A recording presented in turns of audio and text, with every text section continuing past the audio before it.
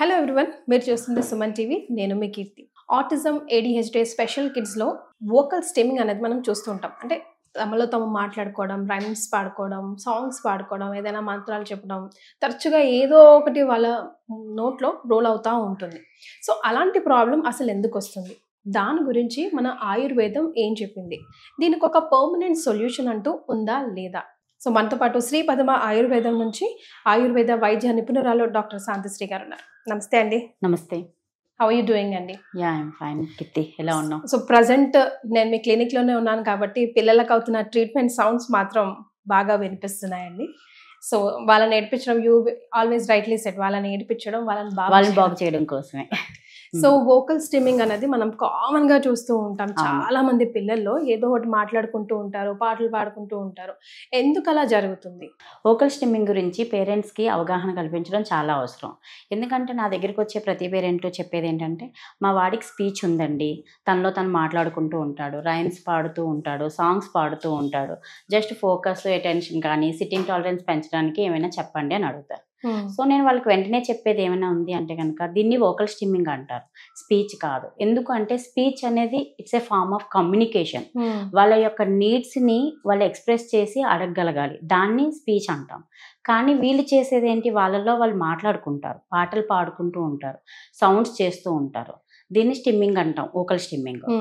దీని గురించి ఆయుర్వేదంలో ఎప్పుడో చాలా సంవత్సరాల కిందటే చెప్పడం జరిగింది. ఆటిజం అండ్ ఏడిహెచ్డి ఉన్న పిల్లలు ఈ వోకల్ స్టిమ్మింగ్ని వాళ్ళ యొక్క సెన్సరీ ఓవర్లోడ్ని నియంత్రించేందుకు చూపించే బిహేవియర్ అనమాట. దీంట్లో ఏంటంటే ఎక్కువ స్క్రీమింగ్ ఉంటుంది, షౌటింగ్ ఉంటుంది, తర్వాత హమ్మింగ్ ఉంటుంది, సాంగ్స్ అలా సింగ్ చేస్తూ ఉంటారు, లేదంటే రైమ్స్ ఎప్పుడో చిన్నప్పుడు విన్న రైమ్స్ కంటిన్యూస్ పాడుతూ ఉంటారు. దీన్నే వోకల్ స్టిమ్మింగ్ అంటాం. ఈ బిహేవియర్ అనేది వాళ్ళ యొక్క ఎమోషన్స్ని ఎక్స్ప్రెస్ చేయడానికి, లేదంటే వాళ్ళ యొక్క సెన్సరీ ఓవర్లోడ్ ఏదైతే యాంగ్జైటీ, స్ట్రెస్ ఉంటుందో దాన్ని కంట్రోల్ చేసుకోవడం కోసం మాత్రమే చూపిస్తారు. అంతే తప్పితే దీన్ని కంట్రోల్ చేయడం కోసం అంటే, ఇప్పుడు కంటిన్యూస్ మా వాడు పాటలు పాడుతున్నాడు ఆపేయాలి, లేదంటే రైమ్స్ పాడుతున్నాడు కంట్రోల్ చేయాలి అని చెప్పి పేరెంట్స్ చూస్తూ ఉంటారు. దాన్ని చేయడం వల్ల వాళ్ళ యొక్క యాంగ్జైటీ పెరిగి ఇంకా యాంగర్ ఇష్యూస్, బిహేవియర్ ఇష్యూస్ చూపించడం చేస్తూ ఉంటారు. సో ఆ టైంలో వాళ్ళని వదిలేసి, లేదు అంటే డైవర్ట్ చేయడానికి ట్రై చేయాలి తప్పితే కంట్రోల్ చేయడం కోసం గట్టిగా వాళ్ళ మీద అరవడం కానీ, వాళ్ళని బెదిరించడం కానీ చేయకూడదు. ఓకే, సో ఎలాంటి డైవర్షన్స్ ప్రిఫర్ చేస్తారండి? డైవర్షన్స్ ఎలాంటివి అంటే, వాళ్ళని ఎంగేజ్ చేయడానికి ట్రై చేయాలి, కామ్గా మన వైపు తిప్పుకొని వాళ్ళకి ఏదైతే ఇష్టమో ఆ యాక్టివిటీస్లోనే ఎంగేజ్ చేయడం కోసం ట్రై చేయాలి. ఆ విధంగా చేయడం వల్ల ఆ యొక్క వోకల్ స్టిమ్మింగ్ని కంట్రోల్ చేయడం అవుతుంది. అంతే తప్పితే మనం అరవడం వల్ల, లేదంటే తిట్టడం వల్ల వాళ్ళలో దీనిలో మార్పు జరగదు. మరి ఆయుర్వేదం దీని గురించి ఏం చెప్పింది మేడం? మనకి ఎలాంటి ట్రీట్మెంట్స్ అవైలబుల్లో ఉన్నాయి? పర్మనెంట్ సొల్యూషన్ దొరుకుతుందా లేదా? ఆయుర్వేదం దీన్ని పిత్తజ ఉన్మాదం కింద పరిగణించడం జరిగింది. మోడర్న్ సైన్స్ దీన్ని సెన్సరీ ఇన్పుట్ని నియంత్రించేందుకు కనబరిచే భావన కింద దీన్ని కన్సిడర్ చేసింది. అయితే ఆయుర్వేదము దీని యొక్క మూలాన్ని పూర్వకాలంలోనే ఎన్నో సంవత్సరాల కిందట దీని గురించి వివరించడం జరిగింది.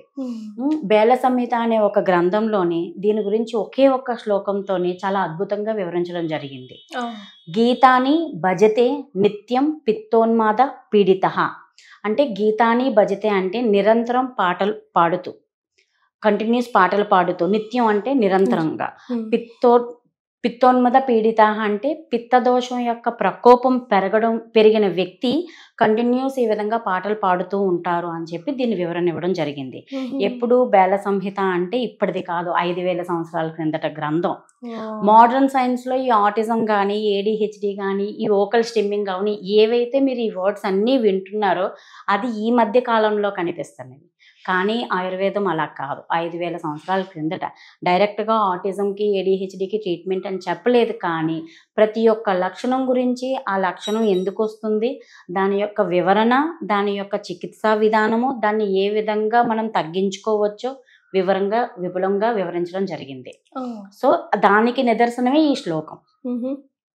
సో ఎవరైతే పిత్త యొక్క ప్రకోపం ఎక్కువ అవుతుందో అలాంటి వాళ్ళు నిరంతరం పాటలు పాడుతూ ఉండడము, భజనలు చేస్తూ ఉండడము. ఎక్కువగా వాళ్ళు ఏమనుకుంటారు, పేరెంట్స్ మా వాడికి దైవభక్తి ఎక్కువ ఉంది అని అనుకుంటారు. కాదు, ఈ పిత్తజ యొక్క లక్షణాలు ఎక్కువగా ప్రకోపం చెందడం వల్ల ఈ విధమైన బిహేవియర్ కనిపిస్తూ ఉంటుందన్నమాట. ఇదేం చేస్తుంది, వాళ్ళలోని ఎమోషనల్ ఇన్స్టెబిలిటీని, రిపిటేటివ్ బిహేవియర్స్ని, యాంగర్ ఇష్యూస్ని కూడా ఎక్కువగా చూపిస్తూ ఉంటుంది ఈ యొక్క బిహేవియర్. సో వీళ్ళని కంట్రోల్ చేయడం కోసం కూడా ఆయుర్వేదంలోని చాలా రకాల చికిత్సా విధానాలు చెప్పడం జరిగింది. ఓకే. సో పిత్త అంటున్నారు కదా, అంటే ఏంటండి ఒకసారి? పిత్త అంటే మన బాడీలోని వాత, పిత్త, కఫ అనే త్రిదోషాస్ ఉంటాయి. మనకి త్రిదోషాసు బ్యాలెన్స్డ్గా ఉంటే మనం ఆరోగ్యంగా ఉంటాం. ఎప్పుడైతే వీటి యొక్క ఇంబ్యాలెన్స్ జరుగుతుందో ఒక్కొక్క రకంలో ఒక్కో రకమైన సిమ్టమ్స్ జరుగుతాయి. వాత ఇంబ్యాలెన్స్ వల్ల పిల్లల్లో ఒక రకమైన సిమ్టమ్స్ ఉంటాయి, ఫిమేల్స్లో ఒక రకమైన సిమ్టమ్స్ ఉంటాయి, మేల్లో ఒక రకమైన సిమ్టమ్స్ ఉంటాయి. ఇప్పుడు ఈ పిల్లల్లో ఏంటంటే చిన్నప్పటి నుండి కొంతమంది పిల్లలు మీరు అబ్జర్వ్ చేస్తే సరిగ్గా నిద్రపోరు. వాళ్ళ బాడీ ఎప్పుడు చూసినా సరే వేడిగా ఉంటుంది, హీట్ బాడీ అండి మా వాడిది అని అంటూ ఉంటారు. అలాంటి పిల్లలకి ఏంటంటే పిత్త ప్రకృతి ఉన్నవాళ్ళు వాళ్ళు దాన్ని వికృతి చెందే ఫుడ్ ఐటమ్స్ కానీ వాళ్ళ యొక్క లైఫ్ స్టైల్ కానీ ఉందనుకోండి, ఆ బిహేవియర్స్ అన్ని ఈ విధంగా జరుగుతూ ఉంటాయి, పెరిగిపోతూ ఉంటాయి. అంటే ఫర్ ఎగ్జాంపుల్ ఇప్పుడు మనకి చిన్నప్పుడు అసలు స్లీప్ సరిగ్గా లేదు, రాత్రి పడుకోకపోయినా పగలు పడుకున్నట్లే అని వదిలేస్తారు. అండ్ పూర్వకాలంలో మన వాళ్ళు ఫాలో అయిన ట్రెడిషనల్ పద్ధతులు అంటే మసాజ్ చేయడం కానీ ఆముదం అప్లై చేసేవాళ్ళు. ఎందుకు అంటే దానికి కారణం ఇదే, తమలపాకులో ఆముదం పెట్టి ఈ విధంగా మాడుకు అప్లై చేయడం వల్ల అది వాళ్ళ యొక్క బాడీలో ఉన్న హీట్ని మొత్తం ఎక్సెస్ హీట్ని లాగి వాళ్ళకి చలవ చేస్తుంది, వాళ్ళ యొక్క brain physical and mental development బాగా జరుగుతుంది అని చెప్పడం కోసమే మన పూర్వీకులు చెప్పేవాళ్ళు.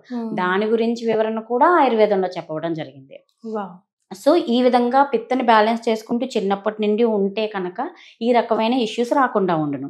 కానీ ఇప్పుడు ఏంటి, ఆముదం, తమలపాకు లాంటి వాటిని కానీ లేదు అంటే కనుక ఆయిల్ అప్లై చేయడం కానీ మసాజ్ చేయడానికి కానీ, మీ వాడు ప్రీటర్మ్ బేబీస్ ఆయిల్ అప్లై చేయొద్దు, మసాజ్ చేయొద్దు అని చెప్పి అలోపతి డాక్టర్స్, పీడియాట్రిషియన్స్ చెప్పడం వల్ల మీ వాడికి నంజు చేసేస్తుంది, కోల్డ్ కాఫ్ చేసేస్తుంది, అసలు ఆయిల్ అప్లై చేయకండి మాడికి. అసలు ఇప్పటికి 3 years 5 years కిడ్స్ కూడా నేను ఆయిల్ అప్లై చేయమని చెప్తే మా వాడికి పడిసం పట్టేస్తుందండి, వద్దన్నారు డాక్టర్స్, మేము పెట్టలేము, అప్లై చేయలేము అని చెప్పేసి అంటూ ఉంటారు. అలా కాదు, అప్పటి పద్ధతిలో కాలంలో ఉన్న పద్ధతులన్నీ ఫాలో అవుతుంటే ఈ పిత్త అనేది ప్రకోపం చెందకుండా ఉండును, ఇలాంటి ఇష్యూస్ పెరగకుండా ఉండును. రైట్. సో ఇప్పుడు వాత, పిత్త, కఫం ఇలా చెప్పారు కదా మేడం, ఈ 4 or ఈ 3కి అవాయిడ్ చేయాల్సిన ఫుడ్, అవాయిడ్ చేయాల్సిన మేము యాజ్ అన్ పేరెంట్ గా ఏమైనా ఉన్నాయా? బిగ్ నోస్ అన్నమాట. ఎస్, పిత్త ఎక్కువగా ఉన్న వాళ్ళు స్పైసీ ఫుడ్ అసలు తినకూడదు, ఓకే, మసాలా ఫుడ్ తినకూడదు, అండ్ డీప్ ఫ్రైడ్ ఐటమ్స్ తినకూడదు. కఫం ఎక్కువగా ఉన్న వాళ్ళు పాలు, పెరుగు లాంటి పదార్థాలను అవాయిడ్ చేయాలి, స్వీట్స్ని అవాయిడ్ చేయాలి. ఆల్రెడీ ఆటిజం, ADHD పిల్లలకి ఇప్పుడు వస్తున్న డైట్లో అందరూ చెప్పేది ఏంటి, షుగర్, స్వీట్స్ అవాయిడ్ చేయాలని. ఎక్కువ సెన్సరీ ఇష్యూస్ ఎవరికైతే ఉంటాయో వాళ్ళలో కఫ ప్రకృతి ఎక్కువగా ఉంటుంది. అంటే వాళ్ళలో కఫం బాగా ఇంబ్యాలెన్స్ ఎక్కువగా ఉండడం వల్ల వాళ్ళకి చాలా sensory issues, tapping, behaviour issues, repetitive behaviours చాలా ఎక్కువగా ఉంటాయి. అలాంటి పిల్లలు ఎక్కువగా పాలు పదార్థాలు అసలు తీసుకోకూడదు, పెరుగు అనేది ముట్టుకోకూడదు, అండ్ స్వీట్స్ అయితే చాలా దూరంగా ఉండాలి. అండ్ వాతం ఎవరికైతే ఎక్కువగా ఉందో వాళ్ళు డీప్ ఫ్రైడ్ ఐటమ్స్ ఎక్కువ తినకూడదు, అండ్ ఎక్కువ రూక్షత్వం ఉన్న పదార్థాలు తీసుకోకూడదు. వీళ్ళందరికీ ల్యూబ్రికేషన్ ఉన్న వాటిని అంటే ఆవు నెయ్యి కానీ, కోకోనట్ ఆయిల్తో కుక్ చేయడం కానీ, అండ్ అల్కగా అంటే ఈజీగా డైజెస్ట్ అయ్యే ఫుడ్ ఐటమ్స్ పెట్టడము. ఇప్పుడు సపోజ్ మనం కిచిడి లాంటివి ఇవ్వడము, ఇలా చేస్తూ ఉండాలి. సో గీ పెట్టొచ్చు అండి? జనరల్ గా ఆర్టిస్టిక్ పిల్లలకి అసలు గీ పెట్టొద్దు, బిగ్ నో చెప్తూ ఉంటారు. అది అలోపతి ప్రకారంగా అయితే బిగ్ నోయే అండి. కానీ అకార్డింగ్ టు ఆయుర్వేద గీ అనేది వాళ్ళలోని మెమరీని, ఇంటెలిజెన్స్ని పెంపొంచేదిగా పరిగణిస్తాము. అండ్ వాళ్ళ యొక్క పిత్తని బ్యాలెన్స్ చేయడానికి అండ్ బ్రెయిన్ డెవలప్మెంట్కి బాగా హెల్ప్ చేస్తుంది. సో చిన్నప్పటి నుండి వాళ్ళకి గీ ఎంత ఎక్కువ ఇస్తే అంత మంచిది.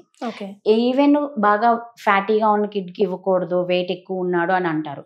కాదు, వాళ్ళు కూడా ఎందుకు అంత వెయిట్ గెయిన్ అవుతున్నారు, వాళ్ళ యొక్క ఇర్రెగ్యులర్ డైట్ వల్ల వాళ్ళు వెయిట్ గెయిన్ అవుతున్నారు. వాళ్ళు కూడా గీని ఇంక్లూడ్ చేయడం వల్ల ప్రాపర్ మోషన్ అవ్వడము, ప్రాపర్గా డైజెషన్ అవ్వడం జరిగి వెయిట్ కూడా వాళ్ళు తగ్గడము, దాంతోపాటు sense of clarity and sense of awareness పెరుగుతుంది వాళ్ళలోని. సో గీ చాలా హెల్ప్ చేస్తుంది. అండ్ కుకింగ్ ఆయిల్స్ కూడా మనం ఇప్పుడు చాలా మంది కొన్ని స్టేట్స్లోని మస్టర్డ్ ఆయిల్ యూజ్ చేస్తారు, కానీ అది బాడీ హీట్ని ఇంకా పెంచుతుంది. అలాంటి వాళ్ళకి బిహేవియర్స్ చాలా ఎక్కువ ఉంటాయి, వాళ్ళ స్లీప్ డిస్టర్బ్ అవుతూ ఉంటుంది. మేము చిన్నప్పటి నుండి వాడుతున్నాం కదా, ఈరోజు కొత్తగా ఏం వేడి చేస్తుంది అని అనుకుంటారు. కాదు, ఎలాంటి సిచ్యువేషన్ అయినా సరే, వెదర్ ఎలా ఉన్నా కూడా వాళ్ళ యొక్క నాడిని బట్టి మన ఆయుర్వేదం దినచర్య, రుతిచర్య అని ప్రతి వాటి గురించి చాలా విపులంగా వివరించడం జరిగింది. సో కోకోనట్ ఆయిల్, కౌగి ఈ రెండిట్లతోనే మనం కుక్ చేసుకుంటే వీళ్ళలోని పిత్తని బ్యాలెన్స్ చేసిన వాళ్ళం అవుతాం. అండ్ అల్యూమినియం నాన్ స్టిక్ వెజిల్స్లో కుక్ చేయడం, చెప్పుకుంటూ పోతే చాలా లిస్టే ఉంది వీటిని బ్యాలెన్స్ చేయడం కోసం.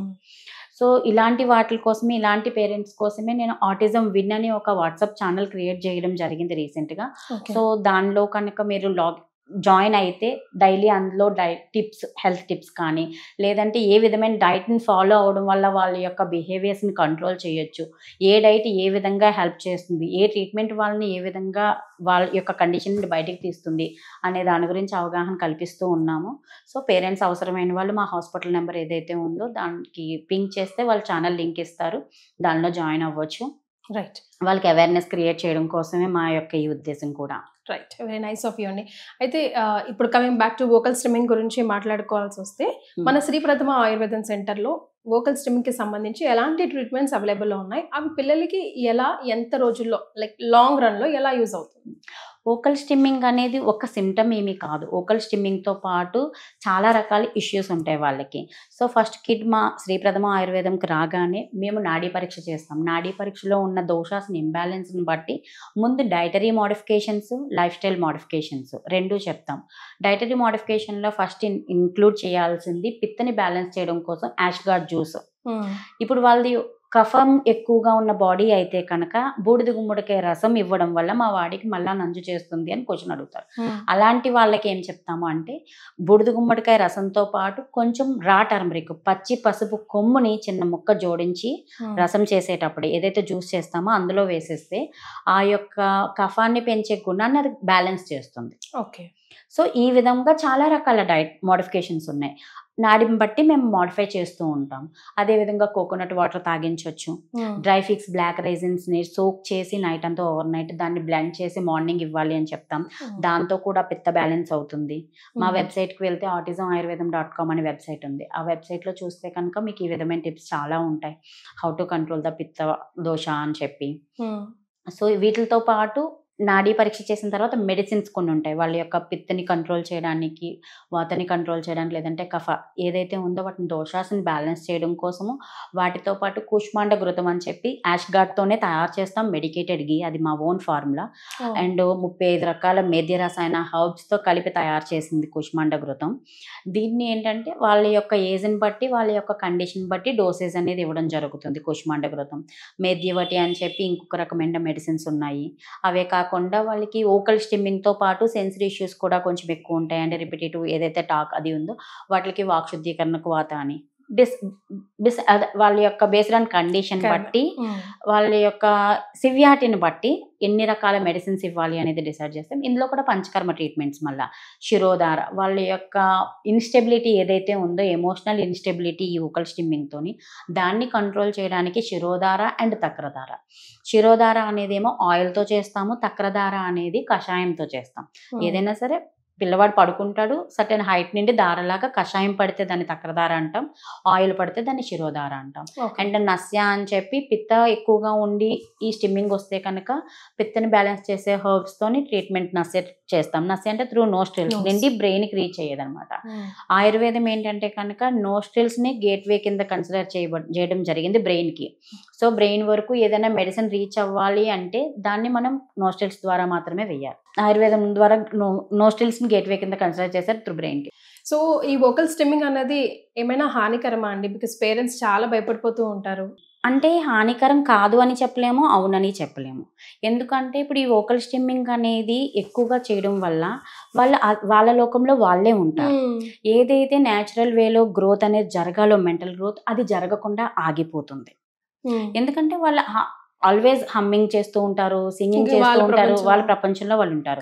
నార్మల్ కిడ్స్ ఏంటి, సరౌండింగ్స్ని అబ్జర్వ్ చేస్తూ కొత్తది ఎక్స్ప్లోర్ చేసి కొత్త థింగ్స్ నేర్చుకోవడానికి ట్రై చేస్తారు, న్యూ థింగ్స్ ట్రై చేస్తారు. కానీ వీళ్ళు ఈ వోకల్ స్టిమ్మింగ్ ఉండడం వల్ల న్యూ థింగ్స్ వైపు ఫోకస్ ఉండదు, అటెన్షన్ ఉండదు, సిట్టింగ్ టాలరెన్స్ ఉండదు. సో న్యాచురల్గా జరగాల్సిన బ్రెయిన్ డెవలప్మెంట్ అనేది జరగదు, గ్రోత్ ఆగిపోతుంది. దానితో పాటు పబ్లిక్ ప్లేసెస్లో ఎక్కువగా స్క్రీమింగ్, షౌటింగ్ చేయడం అనేది పేరెంట్స్కి కొంచెం అసౌకర్యంగా అనిపిస్తుంది.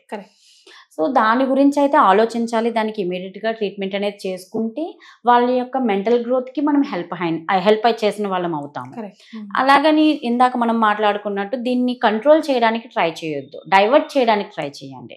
కంట్రోల్కి డైవర్షన్కి చాలా తేడా ఉంది. ఎప్పుడైతే డైవర్ట్ చేస్తూ మనము యాక్టివిటీస్లోని ప్రాణాయామం, బ్రీతింగ్ ఎక్సర్సైజెస్, కొంతమంది పిల్లలకి అండర్స్టాండింగ్ ఉంటుంది అయినా వాళ్ళ యొక్క కండిషన్ వల్ల ఈ స్టిమ్మింగ్ ఎక్కువ చేస్తుంటారు.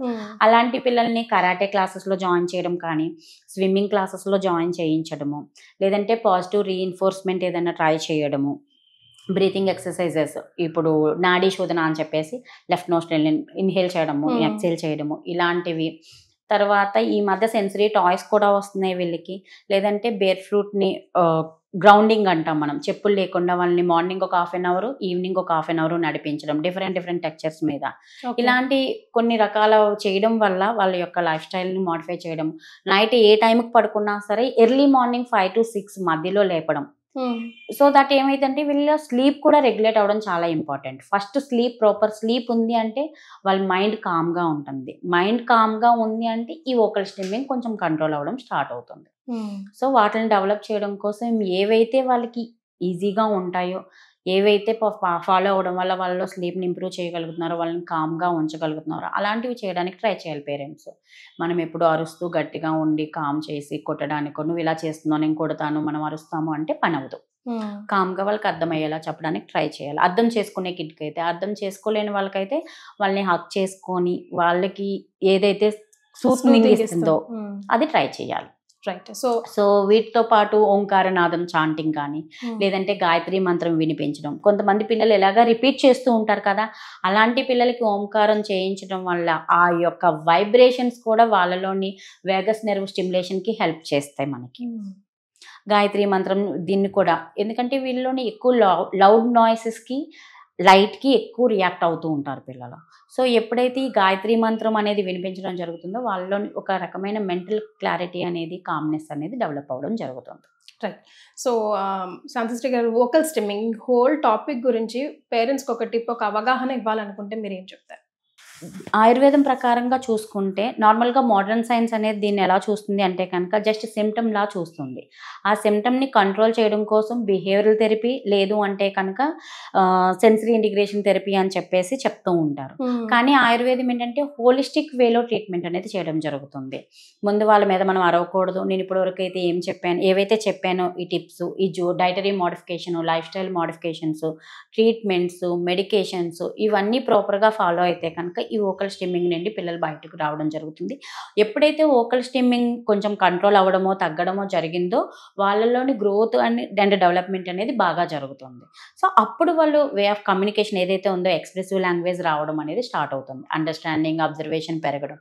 ఎందుకంటే ఫోకస్, అటెన్షన్ పెరుగుతాయి. ఎప్పుడైతే వోకల్ స్టిమ్మింగ్ తగ్గుతుందో సరౌండింగ్స్ని అబ్జర్వ్ చేయడం, అండర్స్టాండింగ్ లెవెల్స్ పెరగడం, సెన్సరీ అవేర్నెస్ పెరగడం, ఇవన్నీ పెరిగితే ఆటోమేటిక్గా వాళ్ళలోని నార్మల్ కిడ్స్ ఎలాగైతే చూసి నేర్చుకుంటారో స్పీచ్ రావడం స్టార్ట్ అవుతుంది. ఏదైనా కావాలంటే ముందు సింగిల్ వర్డ్స్తో ఎక్స్ప్రెస్ చేయడం, 2 wordsతో ఎక్స్ప్రెస్ చేయడం అనేది స్టార్ట్ చేస్తారు. సో నేనైతే పేరెంట్స్ అందరికీ చెప్పేది ఒకటే, ఆయుర్వేదం పద్ధతిని ఫాలో అవ్వండి. ఆయుర్వేదం యొక్క జీవనాన్ని అవలంబించడం వల్ల పిల్లలు అండ్ మీరు అన్ని రకాలుగా కూడా మానసికంగా, ఆర్థికంగా అన్ని రకాలుగాను ఆరోగ్యంగా ఉంటారు. ఎందుకంటే ఈ థెరపీస్ అనేది జస్ట్ అప్పటి వరకు స్టిమ్యులేషన్ ఇస్తాయే తప్పితే రూట్ కాజ్ని క్లియర్ చేయవు. ఆయుర్వేదం ఎప్పటి నుండి 5,000 సంవత్సరాల క్రిందటి నుండి రూట్ కాజ్ని క్లియర్ చేయడం వల్ల ఎలాంటి కండిషన్ అయినా కూడా బయటికి రావచ్చు అని చెప్పి వివరించడం జరిగింది. సో ఆయుర్వేదం యొక్క జీవన విధానాన్ని అవలంబించండి, ఆరోగ్యాన్ని పెంపొందించుకోండి. Well said ma'am, thank you so much.